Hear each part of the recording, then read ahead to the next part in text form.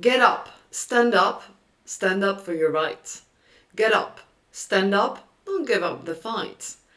These lines are, of course, lines taken from a Bob Marley song from 1973, a song that I'm sure you all know and have heard. And this is a song about rebelling against authority to get more rights, to promote your own rights, and to fight for them. These inspiring lines are the opening to today's lesson, which will be dedicated to social class and popular revolt. We'll be focusing in particular on Britain, and we'll be discussing in particular England.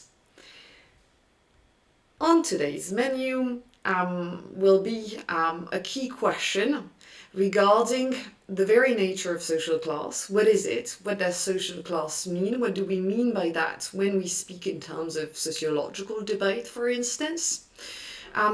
Is this notion still a current notion? Is this notion still fundamentally useful for the analysis of society? Has it become obsolete? Has it become useless? Has it become something that no longer is relevant? How does it help us understand social, economic, as well as political history? And contemporary societies, as well as contemporary uprisings. So obviously this is not a lesson about France, March 2023, but it might be interesting to think about historical fights with regards to the current situation. But first, a little bit of a recap of the road so far, a bit of a recap of what we've done up to now, in the form of bullet points.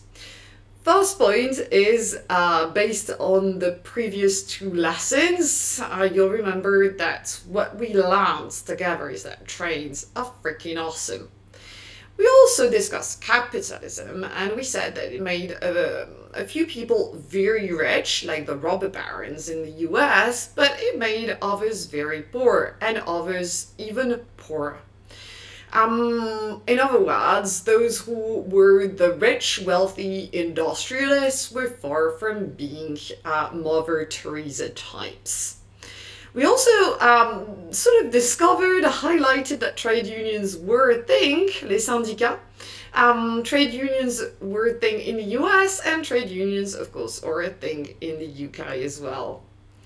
What we highlighted last week is that the work that was being done during the Industrial Revolution in the 19th century was very grueling work, and people were not always happy with working 25 hours a day, surprisingly, which meant that workers of the world tried to, and this is where normally you come in, but you're not there, so we'll use this octopus, tried to unite, of course. So this is basically the topic of today's lesson. A little bit of a quiz about what we've done previously. Just a bit of a reminder, 3 questions. Feel free to pause the video to think about it, even though I'm sure it'll just come very naturally. First question. I am awesome. I travel faster than any means of transportation before the Industrial Revolution. I am a train. Second, I wrote a book on the wealth of nation. I advocate laissez-faire, meaning that I think the government should intervene as little as possible, and I believe in the invisible hands. I am Adam Smith. Last point. I am an organized association of workers formed to protect their rights, their interests, to defend them. I am... incredible sound effects. I promised you incredible sound effects. I am a trade union, which is central to today's lesson. Wow, all of this is amazing. All of this is promising, and all of this is stunning. So let's just discuss forms of protests. The idea here is for you to pause the video if you'd like, to think about different forms of protest that you can think of. We've got a couple of examples ongoing at the moment, so feel free to use your own experience of what it's like to live through protest movements. Brainstorm, put it all down on paper, pause the video while you do that, and once you're done, you can resume and carry on listening to the sounds of my soothing voice, isn't it? So ideas of what you could have thought of, and what you probably thought of anyway during the time when you pause the video. First off, perhaps what we can establish is that there are different types of protests. Some of them will be quite peaceful, non-violent demonstrations, for instance, and others tend to be on the other side of the spectrum, being a bit more violent. Maybe you thought of petitions that are used nowadays online, for instance. Obviously, this wasn't the case before there was an online, but there were petitions. Demonstrations, what we call industrial actions, so that is anything that has to do with workers, for instance, going on strike or doing a go slow, which means basically that they don't produce as much as usual. You could have rallies with speakers speaking out in front of the crowd that has gathered there to motivate them. Pickets, sit-ins, occupations, and this can be even more eventful with riots and uprisings. There are, of course, recent examples of popular uprisings that perhaps come to mind throughout the whole world, not just in the English-speaking world. We have, for instance, the Arab Spring that I'm sure you've heard of, the Black Lives Matter movements, anti-austerity marches that took place in Europe, for instance, in the UK, but not only. Currently, there is a lot of protest in Iran against the oppression of women in particular, with solidarity on the part of men as well. There were student protests as well, some of which occurred in France not that long ago. Protests against global warming with Fridays for Future, Extinction Rebellion. At the moment, there are strikes in the UK as well, public sector strikes, so all of that probably rings a bell. I'm sure you've heard of strikes. This is the moment when, if we were in class, we'd be listening to a contemporary, listening to and watching a contemporary video on the strikes in the UK. So I'll be adding a link on Moodle on which you can click. And all you have to do is watch the video and think about who's protesting against what means they're using to protest, and who's the dude being interviewed at the very beginning of the video. So do that at home. You can of course do that after you've watched the whole of the lecture and just sort of use the lecture to build on that. Popular revolts in Britain are seen by historian Christopher Hill as an essential feature of English tradition, as something that is fundamental to British history and fundamental to British society. Modern day strikes, as well as demonstrations, marches, sit-ins, occupations, are rooted in centuries and centuries of popular struggles for better living conditions. The idea is basically to make unhappy people incredible visual effects happy. So the idea of those popular struggles is to protest against a form of oppression. But how did people protest? In what circumstances did they protest? And more importantly, perhaps, or at least key to understanding what they did and how they protested, we need to understand who the people are. So today's to-do list is basically twofold. First point, who are the people? So we'll talk about social classes and their history. It's not obvious that there are social classes and they haven't always been the same. And the second point will be examples of rebellions against various forms of power, going back to the 14th century all the way to the 19th century. So 2 points, who are the people, social classes in their history, and point number 2, examples of revolts against power. Let's take a look at the timeline for today. We'll discuss the Middle Ages, feudalism and popular revolts. We'll discuss mainly the 18th and 19th century with the question of industrialization and social classes in an industrialized world, but we will talk about the 17th century as well, with radical movements that saw the light of day during the Civil War that we've discussed in Britain. So let's get started first with who the heck are the people? What do we mean by people? Who are those social classes?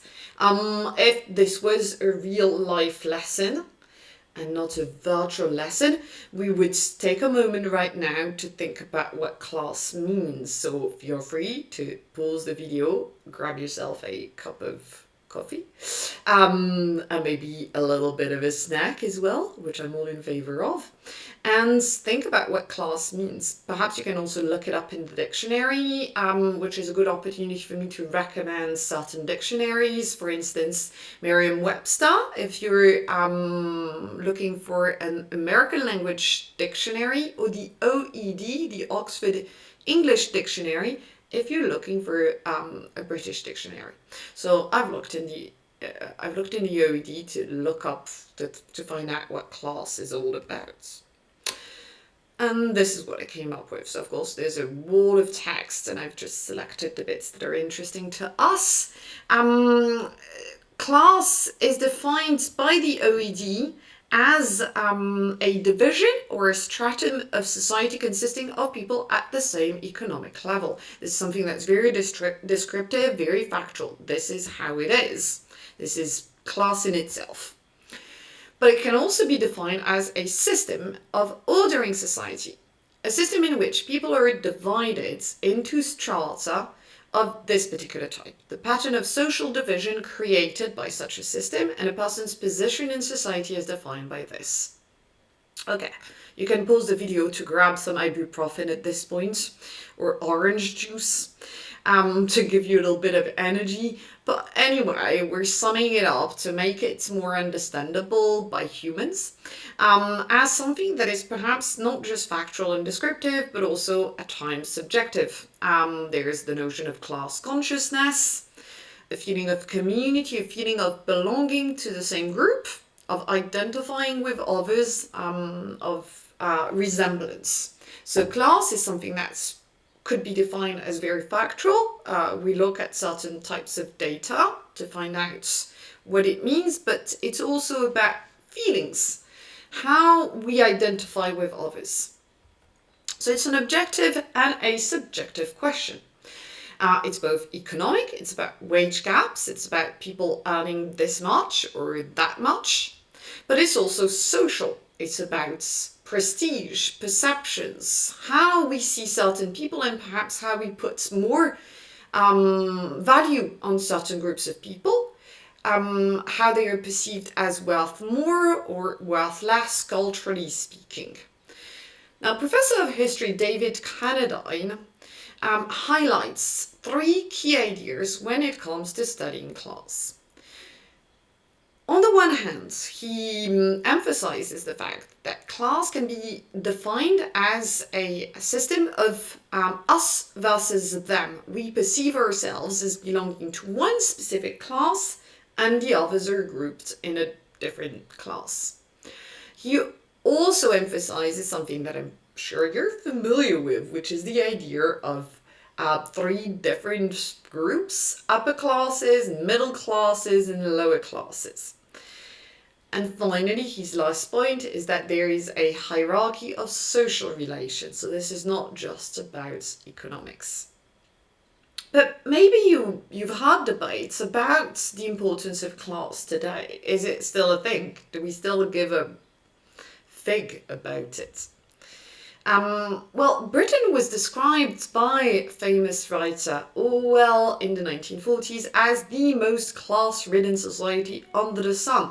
In other words, as a society in which class is playing such an important part and leading to the oppression of many people.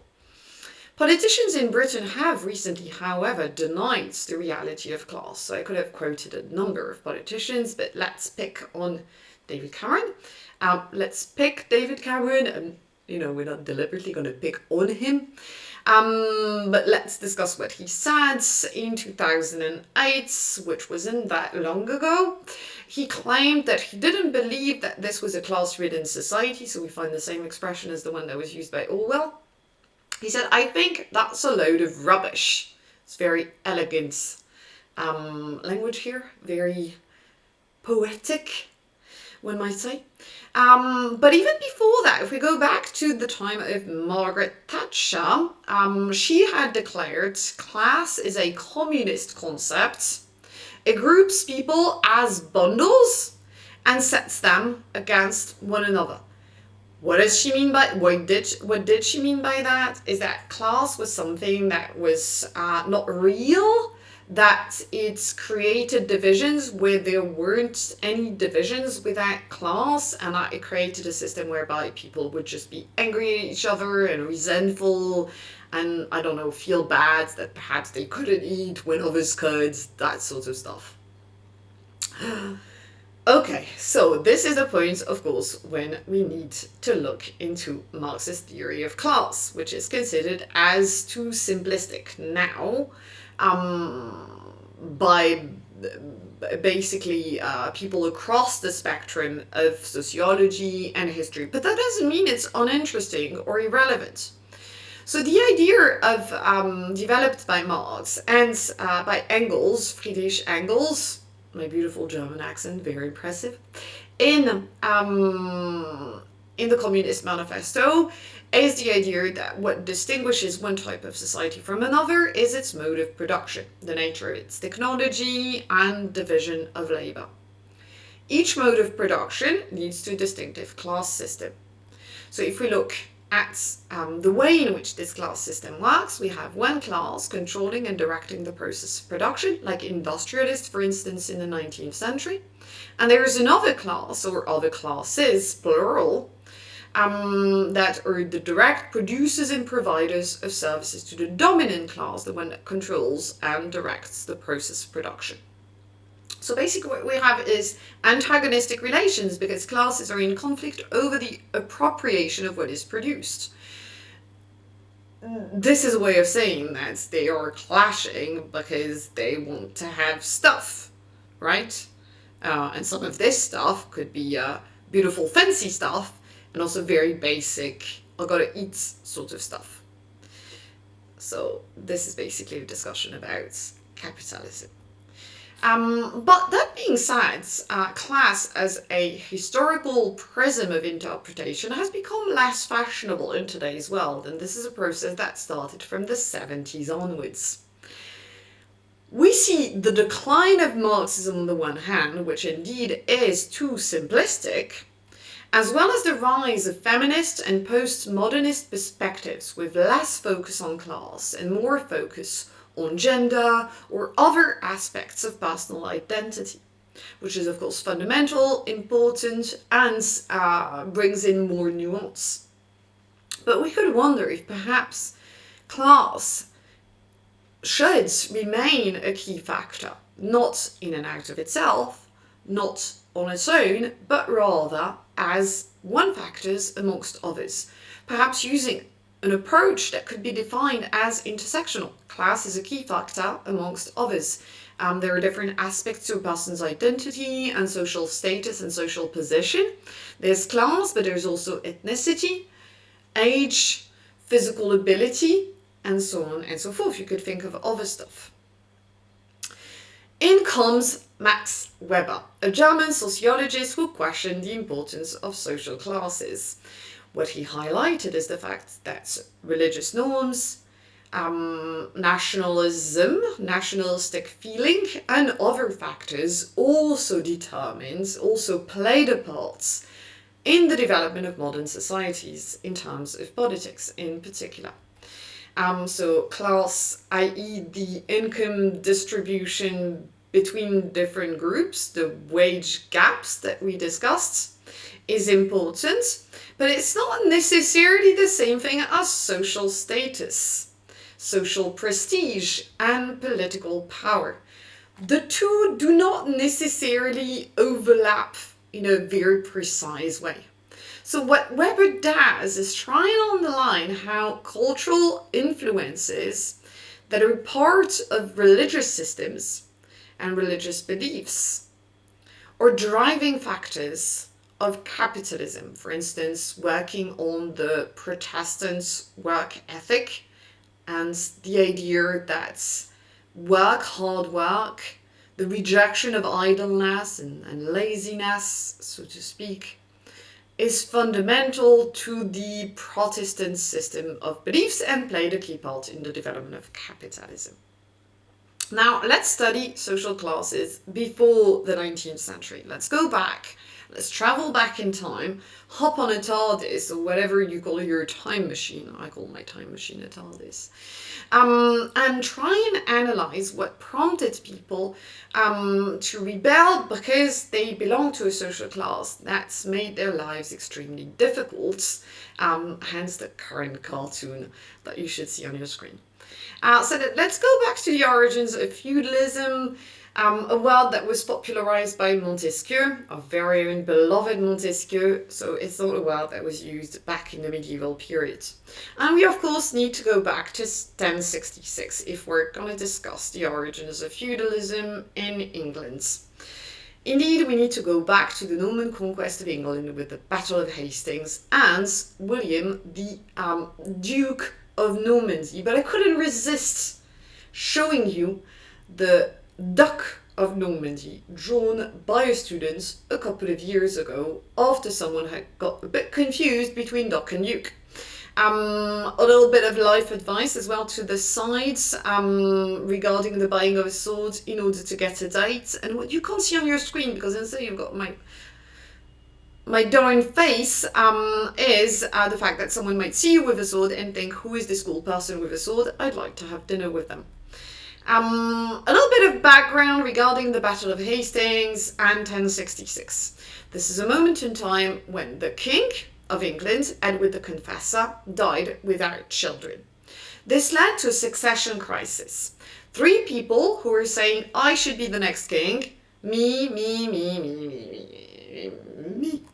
Those 3 people are, not confusingly at all, Harold Hardrada, Harold Godwinson, not Gowinson. There's a D missing because he's the son of Godwin, so Godwinson.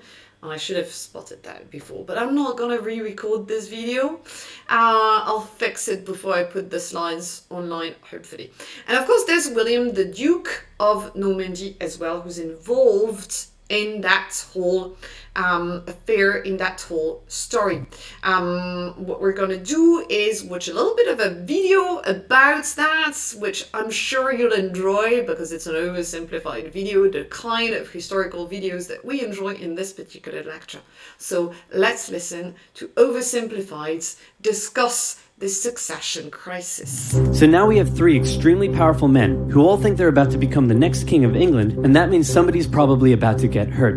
Back in England, Harold Godwinson is watching over the dying King Edward. Suddenly, he comes out with a shocking announcement. Hey, everyone, gather in. That's it. Come closer. Don't be shy. Okay, so I've got bad news. The king is dead. I know, very sad. But good news. He said that I should be the next king. So, hooray for me. And, oh yeah, he said that if he once told anyone else they could be king, that he doesn't like them anymore and they should just stay in Normandy. And also he said that no one should ask any further questions. Okay, good talk. Go do whatever it is you do. Usually it took months of preparation to crown a new king, but Harold rushed it and he had himself crowned the same day King Edward was buried. In Normandy, William's advisors came to him and said, "Hey Big Willie, bad news, Harold Godwinson has taken the English throne." and William was furious. So he sent an envoy to Harold who said, "William says you stole the throne and demands you immediately return it to him." Let me think about that. No. He said no. That bastard. Wait, I thought you were the bastard. Dude. Uncool. William immediately began gathering his armies together and preparing for an invasion of England. Now, killing a king was generally frowned upon in old-timey Europe because they were considered to have been chosen by God himself. So back in Normandy, William had to get God on his side. He needed the Pope's blessing for his conquest. So he went to the Pope and said, "Godwinson made an oath to me over holy relics, and then he usurped the throne. Can I kill him?" Sure, why not? So the Pope gave William his blessing, meaning William now had God on his side. Everything was ready to go. Just one problem. The wind. It was blowing the wrong way, and William had to wait with his army in Normandy, while Godwinson waited with his army in the south of England. They waited, and waited, and waited, and then William said screw it and sailed for England and got shipwrecked because the wind was blowing the wrong way. So then he decided to keep on waiting. They waited for 2 months and the wind never changed. Eventually Godwinson got bored and also ran out of food for his soldiers, so he sent them all home and he returned to London. The south coast was undefended and all William could do was keep waiting. While the northerly wind kept William in Normandy, it was carrying Hardrada and his Viking army to England. Hardrada landed near the old Viking city of York and defeated a regional army led by the Northern Earls, and York surrendered. When Godwinson heard about this, he must have been pretty upset. He had just disbanded his army, and now he had to gather them all together again and march all the way north. He made the exhausting journey in just 4 days, which is crazy quick, and he caught the Vikings off guard and unprepared for battle. The two armies stood on either side of the river Derwent. Legend says that a berserker Viking single-handedly held the only bridge crossing the river, dodging arrows and fending off attackers, until some English soldiers got under the bridge in a barrel and gave him the old spear in the jewels. This gave the Vikings enough time to form a shield wall, but because they'd been caught off guard, many weren't wearing their chainmail and armor, and the English eventually defeated them, killing Hardrada, and with him, bringing the Viking era in England to an end.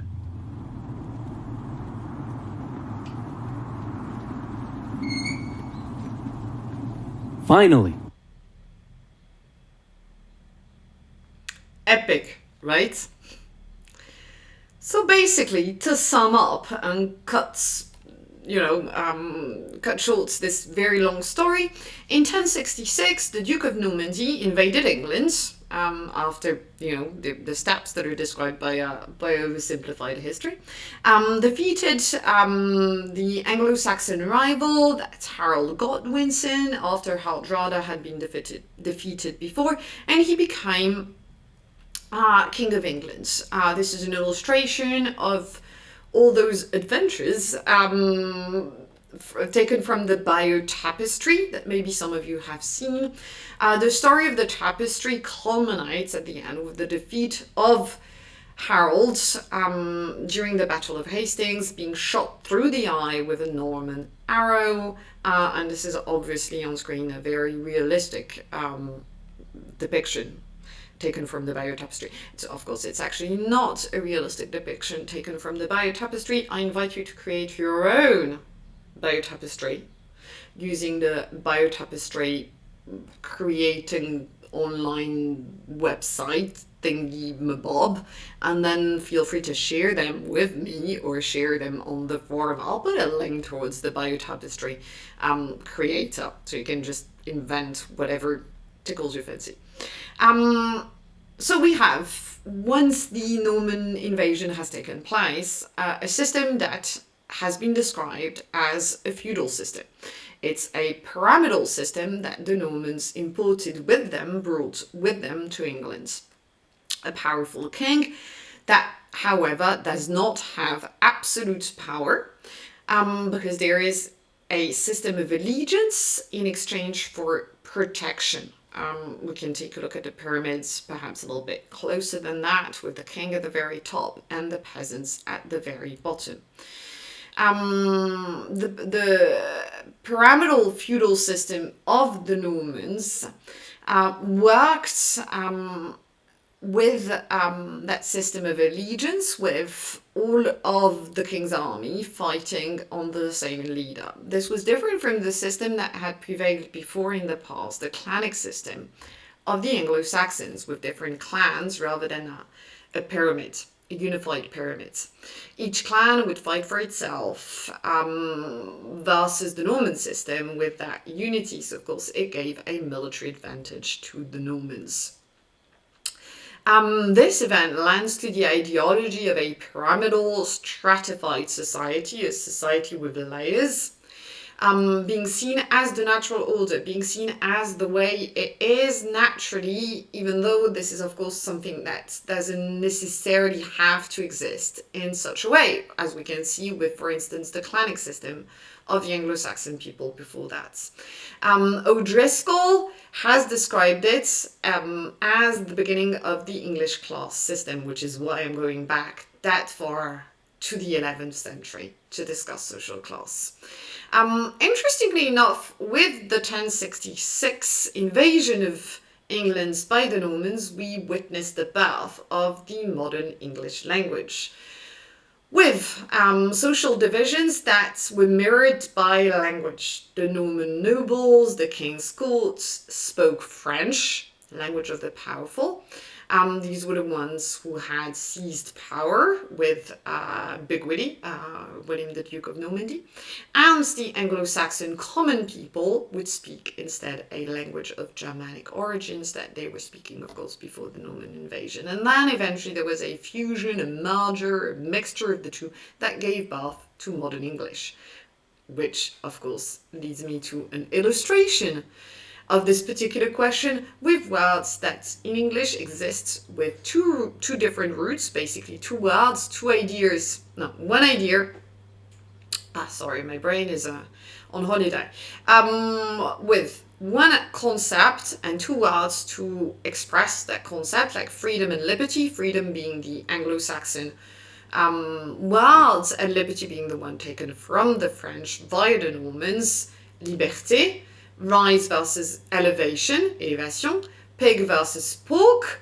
So here we see that in the case of pig and pork and sheep and mutton, pork and mutton, the ones that come from the French are used to refer to food served at a restaurant. So we see that it's a high class kind of vocab versus the everyday reality of the animal, the pig and the sheep. Of course, at this point, we need to illustrate this with a super cute picture of a sheep. This would be the point where we have a mental health break with a rebellious song. I'm just gonna play a couple of seconds, and this is up to you to recognize what the song is. This is a bit of a blind test, which is not the happiest blind test because we're not together, but we're together, united through our feelings and emotions and knowledge that we're all in this together.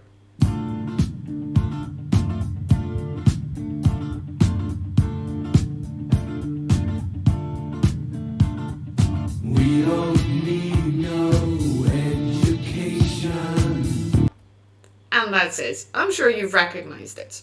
Okay, so what happens next? What happens after the Norman invasion and the setting up of a feudal system? Well, as long as there were lands to be conquered, the kings and their vassals, that is to say, the knights and then the people who swore allegiance to the king, had the same goals. All was sort of fine until the 13th century. And boom goes the dynamite. This is a reference to the movie Napoleon Dynamite, which you should absolutely see. A very historical movie. This gets us to this lovely document that absolutely does not give you an ache, which is Magna Carta that you worked on. You've read a passage from Magna Carta for homework. Magna Carta literally means the Great Charter. It was signed in the 13th century by King John, who had grown overconfident, we would say in French, and non-academic French, il avait pris la confiance. He forced his parents to go to war, and he lost, which wasn't great, like territories were lost.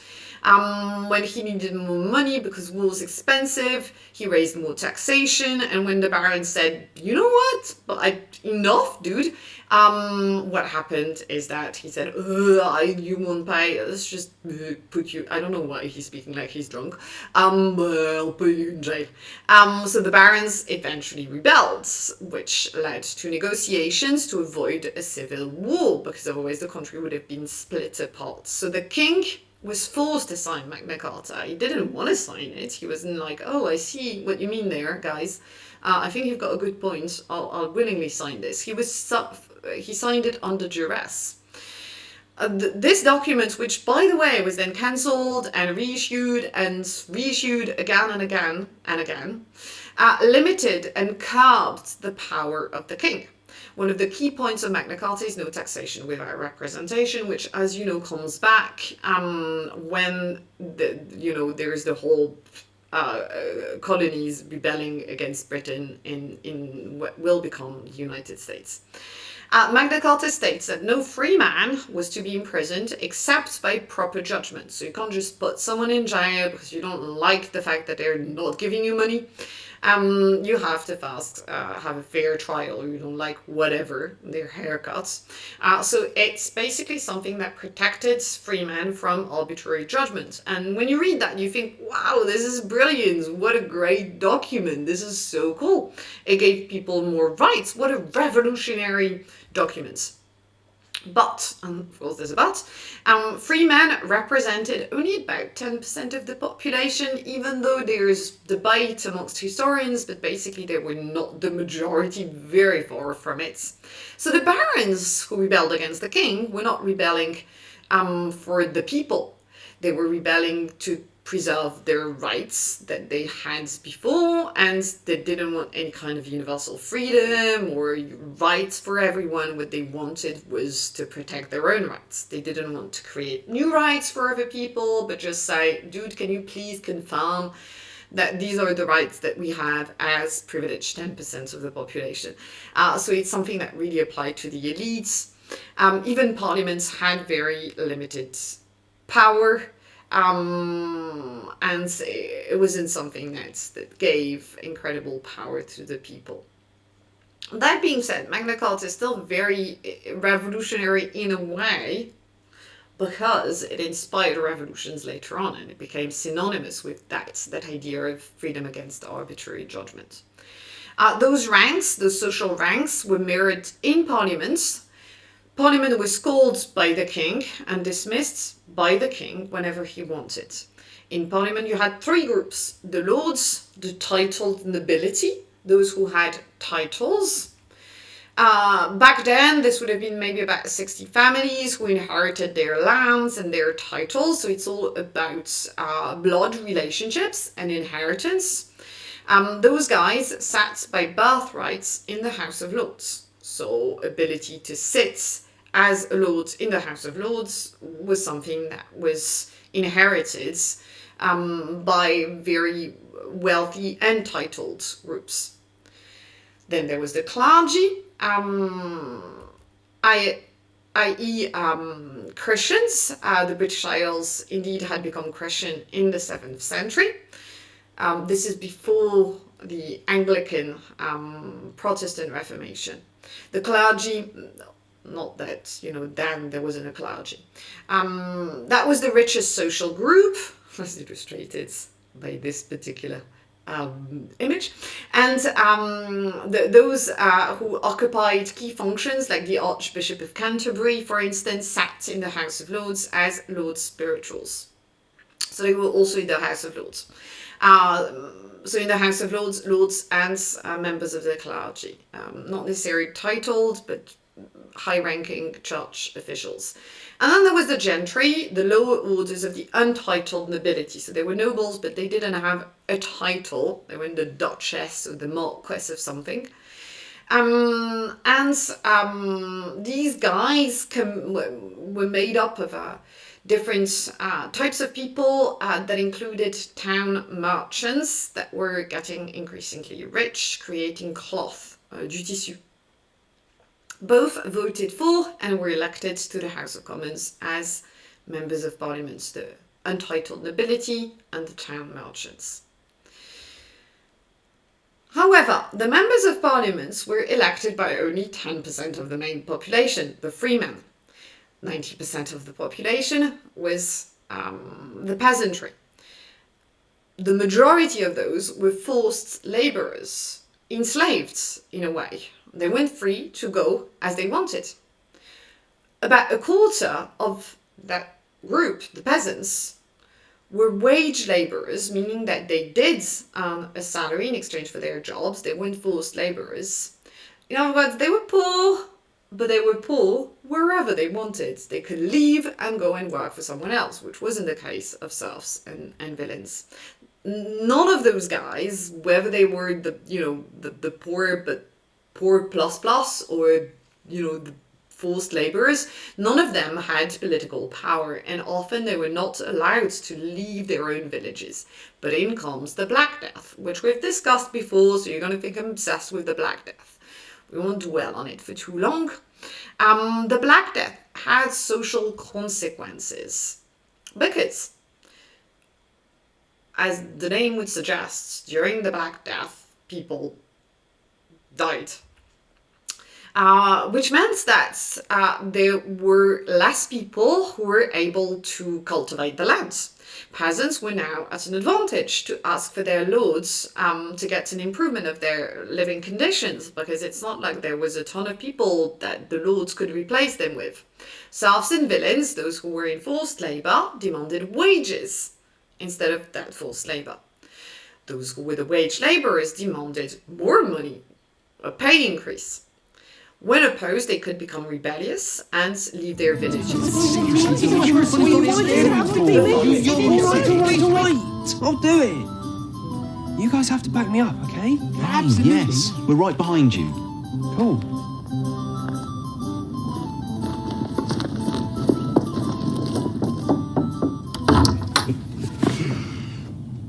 Yes? Good morning, sir. We were just wondering... I was just wondering if, possibly we'd like a pay rise? I'm sorry, I thought you just said you wanted a pay rise. I did. We want more money and better working conditions. Is this some sort of peasant joke that I'm too rich to understand? No. It's just thanks to this terrible plague sweeping the country, us peasants are dropping like flies. No, those of us who are left are getting quite valuable. Valuable indeed. What rubbish. Really, some of us have had some rather tempting offers from other local knights in the area, so... Now, you listen to me, you grubby little commoner. You'll work my fields for pittance and you'll be thankful. Otherwise, I'll throw you off my land and give your job to... What's that one called? That's Phil. Phil. Your job will go to Phil. Got it?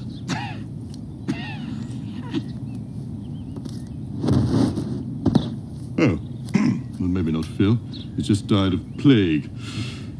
Otherwise, I'll give your job to... I want to say John... Roger. Roger! I'll give your job to Roger. Understood? Oh. It's like I was telling you. Healthy, reliable peasants are increasingly hard to find. Ho crone! Is what this man says true?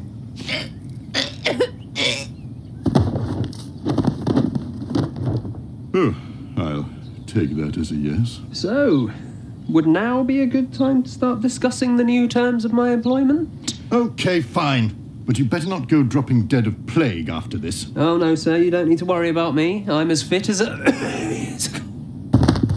Oh, absolutely typical. Well, luckily for you lot, I know my way round a three-pointy stick, woody... I'm kidding myself, I've no idea what this is called. I know what it's for, though. Who needs peasants? Who needs peasants? Well, the lords, the landowners. So, as illustrated by the video and what I was telling you, there was a restructuring of social relations with the possibility of economic mobility, and in some cases, social emancipation. So you could rise up above your status, but rank, hierarchy, privileges, inherited by birth from your parents survived. They did not disappear at that point. What we see after the Black Death is the slow emerging prospect of capitalistic accumulation and the rise of individualism, which leads to a greater concentration of wealth in the hands of a few in the near future, that is to come with the 18th and the 19th century. There were visual markers of rank and class, so it was possible to tell by looking at someone which social class they belonged to. So there's a video on fashion that I would have shown you in class. And what I'm going to do is link the video, add a link on Moodle to the video on fashion, and add a link to the other video that I mentioned before that I absolutely forgot what it was. No, the trade union strike in Britain. So 2 videos. So we skip the video and we basically sum up what's going on there. But feel free to watch the full thing because I think you're going to love it and find it really interesting. Clothing was used as a sign of status. It was meant to express, to signal, to show authority and even majesty. Think about the Tudors, think about Elizabeth, think about the way she dressed. The aristocracy would use dress codes that were called sumptuary laws. This is not just in England, by the way. It meant that the clothing you were allowed to wear depended on your social ranks. So perhaps you could have afforded something really nice, but you were not allowed to buy this because if you did, it would have meant that you would dress up like someone who was considered above you in the social hierarchy, in the social rank.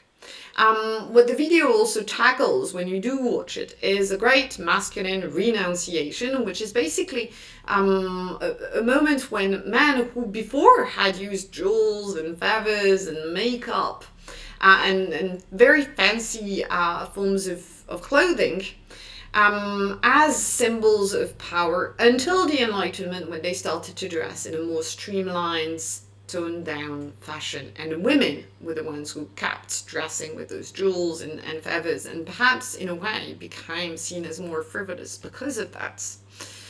Now this leads us to social strata after the Black Plague, after the transition into the Tudor periods, with still a pyramid with the king on top and the common people at the very bottom, with kings like James that we talked about, who dressed in a way that very much revealed his social status. So all of that started to change with the Industrial Revolution, when distinctions of rank that had already been, altered and weakened, but still had survived, as I was saying a second ago, those distinctions of rank were declining more and more. New social groups were emerging: commercial, industrial capitalists, urban working class, in new factories. Those were defined mainly in economic terms, either by the fact that they owned capital or by the fact that they depended on their wages to live. So whether they were the producers or the owners, the workers or the industrialists. What developed in the 19th century and became very common in the 19th century in Britain is workhouses, which is basically what it says on the tin. It's a place where you work. Because, when you have no prospects of a living wage, when you can't make any money, or when you're sick, or when you lose your hands working in a factory and you can no longer work, what are you to do? Well, in comes the workhouses, which were set up with an Act of Parliament passed in 1834, called the Poor Law Amendment Act, or the New Poor Law as it's often called, and as you can see on the poster. In the workhouses, paupers, poor people who couldn't find a job in different places would have to work really hard. They did stuff like stone breaking, for instance, which would be extremely tiring for your body.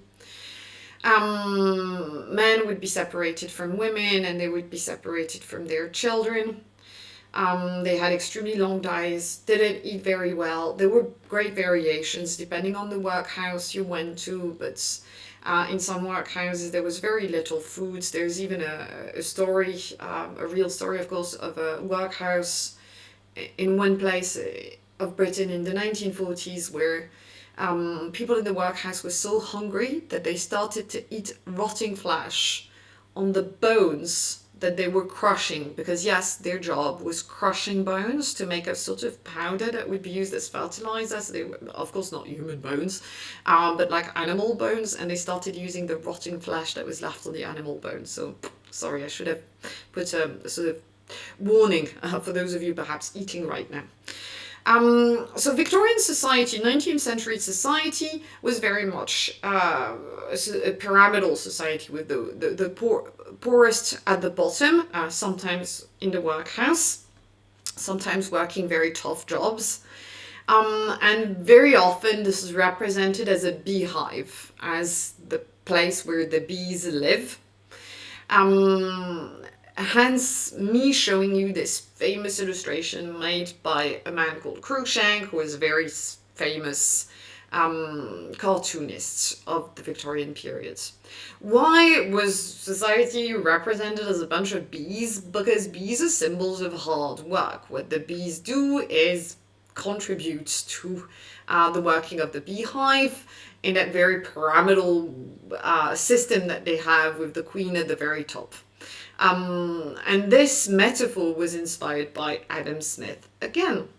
A drawing, a cartoon like the one you have on screen, does not really question the social order. It gives the impression that everyone has a place, and if you sort of no longer want to be at the bottom, then you may disrupt everything and things will no longer work. So it sort of makes it hard to move from one social class to another.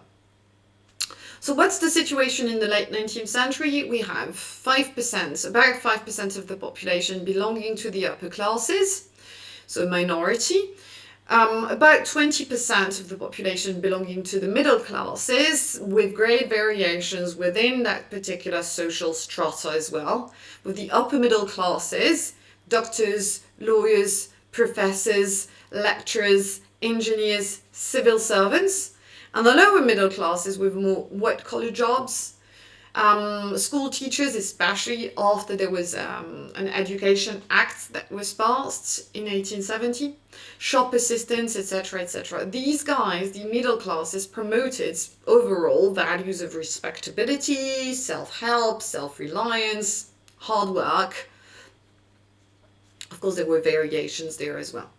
Eventually, of course, 75% of the population that is left belong to the manual working classes. In other words, people working with their hands, so it could be farmers or factory workers. You have an upper layer of skilled workers with a strong sense of collective identity, a class consciousness. And these guys played a part in political movements and trade unions and fighting against the poor conditions of the workers. Then you have a large semi-skilled group, not semi-skimmed, that's for milk, semi-skilled, employed in manufacturing work, mining, transport, and at the bottom, unskilled laborers who competed for jobs that were not very secure on building sites, for example. So the majority of the people, 3/4, belonged to the working classes, the manual working classes. Conditions were particularly hard for immigrant workers, particularly the Irish after the Great Famine of the 1840s, but not just Irish people. Immigrants tended to be concentrated in low-paid, low-status jobs, which shows the importance of that approach I mentioned earlier, which is this intersectional approach. Some women worked as well, even though the ideal woman, as we'll see in a couple of weeks, was sort of the angel in the house, a domestic creature, but many families could not afford to just have women staying at home.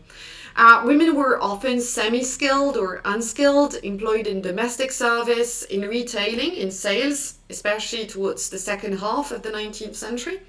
and in certain manufacturing industries, like the cotton industry, for instance. Now it's time to think about food, and I don't know when you'll be watching this video, but it's 2 o'clock and I haven't eaten anything, so even those pictures look somewhat appetizing. The point is that there was a lot of improvement in living standards amongst the working class, as well, not just the middle classes and the upper classes, with improvement in diets, moderate, but meats being more available, jam and butter. So improvements in that respect. There was also the development of leisure, even for those who were not necessarily very wealthy, the possibility of going, for instance, to the seaside for a day by hopping on one of those awesome trains that we've discussed. But also football became a very popular pastime. So we'll illustrate all of that with images taken from 19th century databases that show what entertainment would have been by the seaside. You can see boys and girls eating ice cream by the seaside. You can see them sort of dipping their feet in the water. And this is a representation, this time not a photograph, but a painting of children building sandcastles. So a lot of the images that we associate with beach, relaxing time came to us from the Victorians. And football, of course, needed to be illustrated with Aston Villa, I believe, in this particular picture. The empire was a great source of economic strength, with, for instance, diamonds being taken from South Africa. That's not something you eat, of course. You've got to be pretty wealthy to afford eating diamonds, and also you have to have a very strong digestive system, so it's not overall a good idea. But more importantly, regarding food, cocoa, the cacao being imported from Ghana with, not creepy ad at all that you can see on screen. Palm oil, yes, palm oil from Nigeria, etc., etc. To illustrate the question of female work, here you can see a very late 19th century picture of a young woman who's winding bobbins in a loom shop. Basically, to sum up this very long, and I apologize for this, very long first point, we'll quote a Tory, a Conservative politician who described England in 1845 as 2 nations, between whom there is no intercourse, no relation, no sympathy, or as ignorant of each other's habits, thoughts, and feelings as if they were dwellers in different zones or inhabitants of different planets, the rich and the poor. So we see a society that is full of social gaps. Charles Booth, who is considered as one of the first sociologists in the 19th century, drew maps to allow people to visualize how poverty could be reflected in the geography of the country, in London. So this is one of his poverty maps. You can look him up if you're interested and take a look at those maps that he drew. Situation got a little bit better, with better prospects for certain children with the first Education Act, but it was a long time before education was completely free until a certain age. So basically it was a process with different education acts. Workers, however, demanded more rights throughout the 19th century, and even before that, there had been movements to demand more rights. So this is the next point, which will be much shorter, which is basically case studies of rebellions in, the English-speaking world, but this is basically going to be about England. There's a certain bias for which I can only apologize, but otherwise this lecture would have been about 2-year-long lecture. So let's take a look at some examples of popular uprisings, starting with the example of the Peasants' Revolt. 14th century popular revolt. It's going to be a bit gory, so be prepared for that. Medieval nobles and the king feared the collapse of the feudal society, the feudal hierarchy that was indeed collapsing, especially since now you can sort of, connect this movement with the Black Death that had led to the peasants flexing their muscles, trying to show their power and to show that they were fundamental and vital and that they should be treated better. In comes Richard II, barely old enough for a Twitter account. The Peasants' Revolt pitted Richard II against peasants.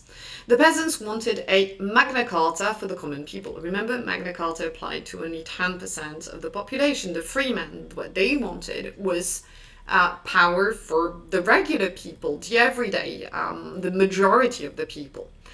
The revolt failed, but it was an opportunity for the people to show that they had power, which could be something that would be taken into account by authority, but also something that people themselves would learn from and build on. This is now a reference to a leader of the revolt called Tyler.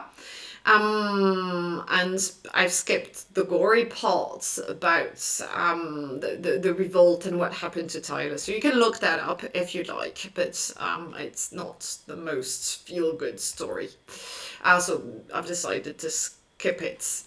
Example number 2 is the emergence of radical groups during the Civil War, which is basically also what today's homework was about. So you can also dig deeper by watching a video on radical groups during the 1640s and the 1650s. During the period of the Civil War that we've talked about, after, the King Charles I was made a little bit shorter than he had been previously, by being disconnected from his own head. Basically, there were radical groups that believed that this was an opportunity to fight for popular rights. Amongst those, for instance, there were Quakers, a group that still exists, with women, for instance, taking a new prominent role in certain groups, in certain radical groups. So you can see how radical they would have been.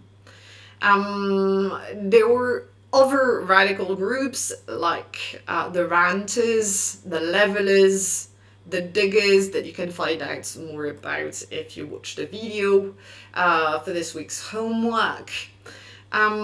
These groups wanted social justice, they advocated for economic freedom, political rights. Some of them organized meetings and demonstrations and petitions, those forms of protest that we hinted at the very beginning of this video. Most of them were crushed, however, during the Commonwealth period by the leader of the Commonwealth, Oliver Cromwell, who ironically acted in a way like sort of almost, not quite, but, had a tendency to act a little bit like an absolute monarch, even though his army had defeated the king and killed him because he was considered as a tyrant. Finally, we're almost there. One last very quick example, this time Chartism. So this is a 19th century example. We've had a 14th century example of peasants rebelling at a time when the feudal system was collapsing. We've had a second example, which was basically the one that we have just discussed. The diggers who wanted to dig the land and make sure that everyone had land, so they were fighting against private property, almost proto-socialist or even proto-communist sort of group or idea. The Levelers, the idea is that everyone should be on the same level, although they didn't like to be called the Levelers particularly. The Ranters, who believed that fornicating was godly because everything was godly, because God was everything. So swearing and fornicating and all sorts was allowed for the Ranters. So you can see these very fun groups that were, however, crushed. Finally, the last example, as we were saying, is the example of Chartism, which is a 19th century movement that relied on a 6 points charter. It's a movement that was born in the 1830s that demanded universal male suffrage, male, not female suffrage, but universal male suffrage, yearly parliaments, which never happened because it's a terrible idea. You can't have the parliament being renewed every year. People would always be scared of losing their seats in parliament. Vote by secret ballot, which was passed in the 19th century to avoid corruption. Abolition of property qualifications for MPs so that everyone could stand to become an MP, and their payments as well, members of parliament receiving money for their work, which meant that you didn't have to be super wealthy to be a member of parliament, but this came later on. And equal electoral districts. We'll get back to the question of voting in more details. But Chartism is an interesting aspect of popular rebellion, because to understand the birth of the Chartist movement, we need to go back to the 1832 Reform Act, when workers participated along with the middle classes in a movement to get a wider franchise so that more people would have the right to vote.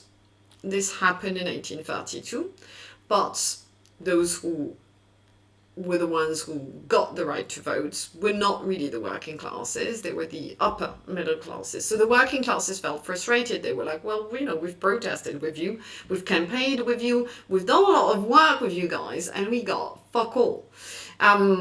We didn't get anything.